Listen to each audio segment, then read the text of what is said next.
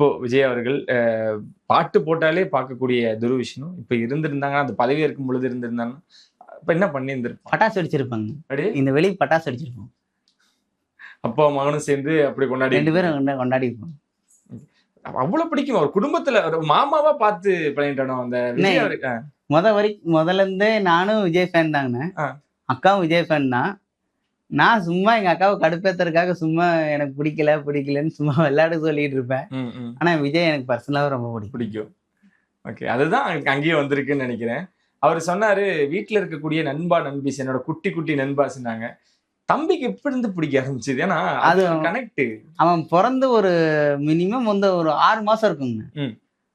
ஊர்ல இருந்து கூட்டு வந்து ஒரு 4 மாசம் இங்க ஒரு மாசம் நம்ம 5.5 மாசம் இருக்குங்க. இவங்க எங்க வீட்டுக்காரம்மா நான் அந்த வீட்டுல பேட்டி எடுத்தீங்க. அந்த வீட்டுல பேட்டி எடுத்திருக்கும் போது எங்க வீட்டுக்காரம்மா காலில் படுக்க வச்சுட்டு பாடிட்டு ஆப்போசிட்ல டிவி ஓடிட்டு அந்த லியோ பாப்பா படம் ரிலீஸுங்க. ஓகே, அந்த பாட்டு ஓடிட்டு இருக்குது. நான் ரெடி தான் வரவான்ட்டு அதுக்கு தனியா கால் ஆடிக்கிட்டு இருக்கிறான். கால் ஆட்டுறான், கையாட்டுறான், இந்த மாதிரிலாம் ஆடிட்டு இருந்தாங்க. அப்படி இருந்து பிடிக்க ஆரம்பிச்சு. அப்ப இருந்தே அவனுக்கு பிடிக்கும்.